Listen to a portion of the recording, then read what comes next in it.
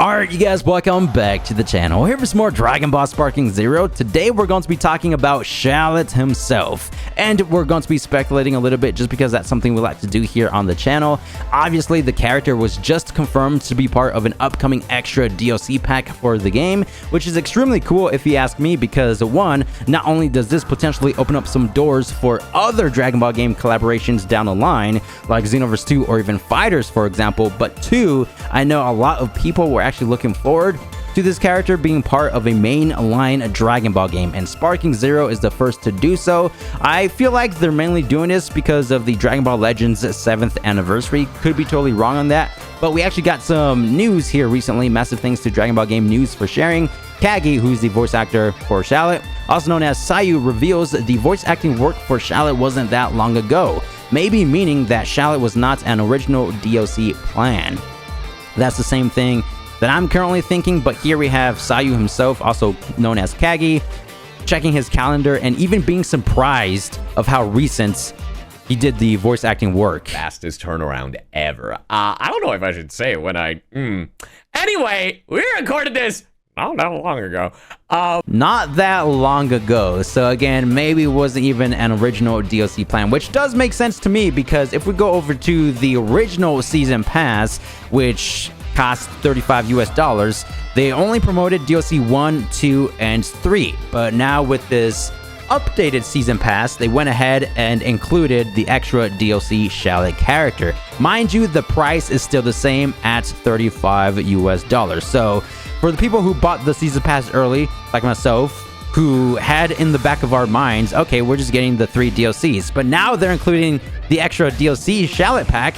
That's basically a free character. That's how I look at it, even though it's not technically free if you haven't purchased the season pass, because you're giving the money at the end of the day. Anyway, the main question for today's video: are we going to be witnessing any of Shallot's transformations? They just dropped the reveal character trailer, and we've only seen his base form. The reason why a lot of people are asking, because if you're not familiar with Dragon Ball Legends or this character at all, he can transform into Super Saiyan 1, 2, 3, God, and Blue. Basically, whatever Goku can do, he can do, besides Ultra Instinct and Kaioken. But can he even use the Kaioken technique? I don't play Legends myself, but I do know of this character. So, me personally, I don't think we're going to be getting any of Shallot's Saiyan transformations for this specific upcoming extra DLC, because it says right there, one playable character. As we all know, they count the transformations as playable characters. Take a look at DLC 1 with Piccolo and all of Gohan's forms. 11 in total with Cell Max, Gamma 1, and 2. Even with DLC 2, we have 5 characters: Glorio, Pansy, Majin Buu, Goku, and Vegeta. But since Super Saiyan 1, 2, and 3 Vegeta are included, it's a total of 8 playable characters. We don't have any of that for this Shallot DLC, so that's one reason. Another reason why I don't think we're going to be getting any of Shallot's forms for this specific extra DLC, again, I do have to reiterate, because I do think we will be getting some of his transformations in future extra DLCs, just not this one. They also confirmed the standalone DLC price. He's going to cost around 300 yen, which I've already done the conversion. That's around $2 US. Ain't no way that Shallot with all of his forms is going to cost $2. You know what I mean? Because going back to the season pass, yeah, they count all the forms as characters. They'll increase the price. This one had 8 characters for a total of $10. DLC Pack 1 was a total of 11 characters for a total of $18. This Shallot is $2 over here, so definitely don't expect any of Shallot's transformations for this specific extra pack. So I do think we'll be getting his forms for future separate paid DLC extra packs, right? I do believe that. Why, you may be asking? Because they literally did the same exact thing for Daima Mini Goku.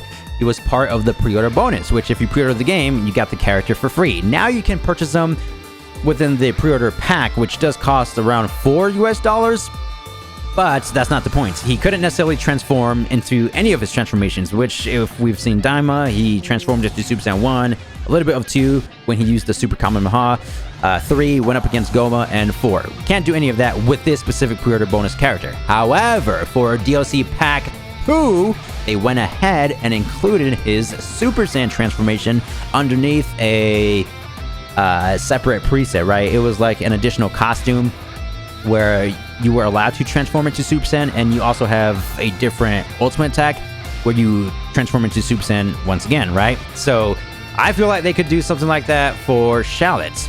So maybe a potential extra DLC 1, 2, 3. Well, not 1. This is the first one, I guess you could say. So extra DLC 2, 3, 4, 5. And, you know, each DLC pack will probably be priced accordingly. So this one, again, is around 300 yen, which converts over to $2 US. Not sure if that's the official US price. We have to wait for that. Might even be around $3 US.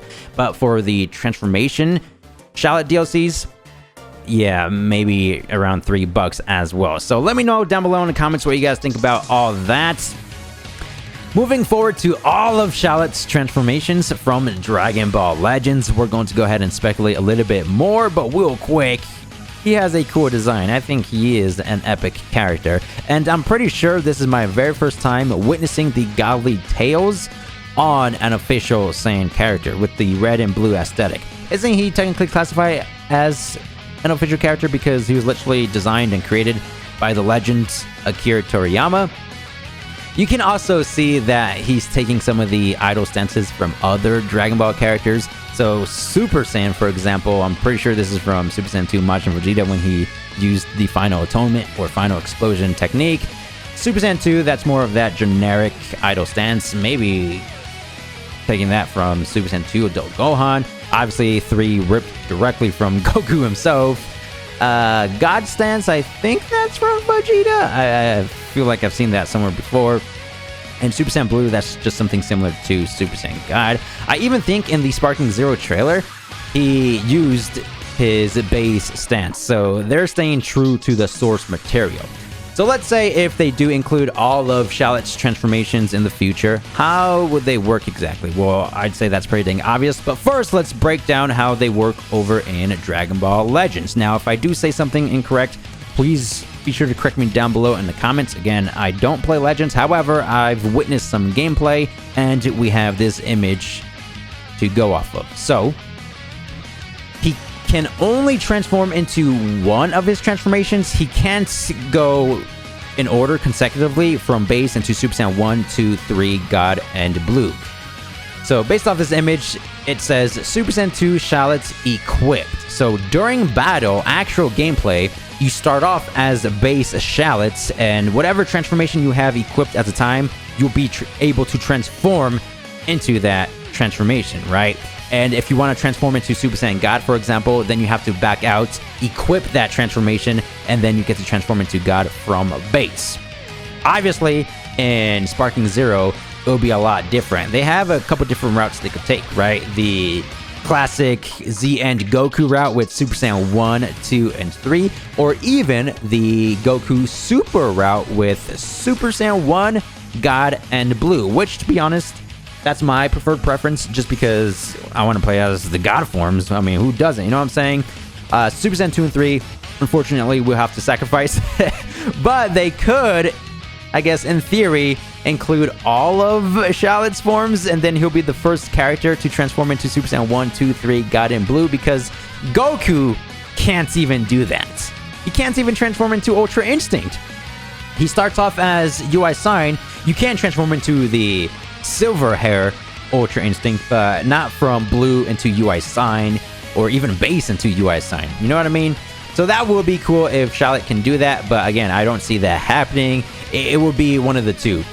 Or something similar to the Daima Goku, because again, to transform into Super Saiyan, you have to equip the very specific costume. So Shallot could be the first with 2 different costumes, and he gets to transform into all of his transformations. You know what I mean? So let's break this down. Let's say the extra DLC character that we're about to get, that's only the base form, correct? So let's say with extra DLC 2, potentially, we get a costume where he gets to transform into Super Saiyan 1, 2, and 3. And then for an extra DLC, even further down the line, he'll get an additional costume where he gets to transform into Super Saiyan 1, God and Blue. You know what I mean?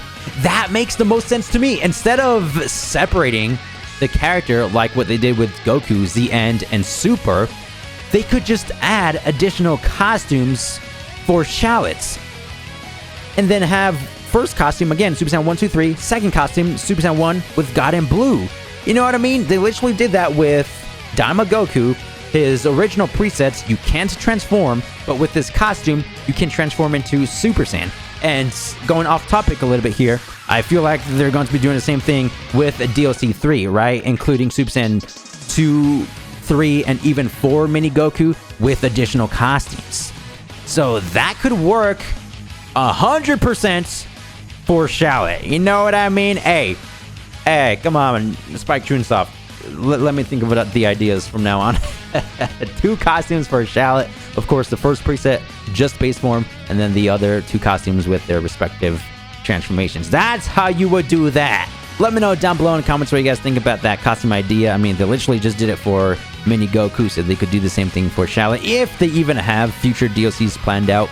Stay tuned for next video. I want to talk about potential customization feature. I think that could be cool because in Legends, yeah, you could customize a Shallot. He's basically a create your character, like from Xenoverse 2.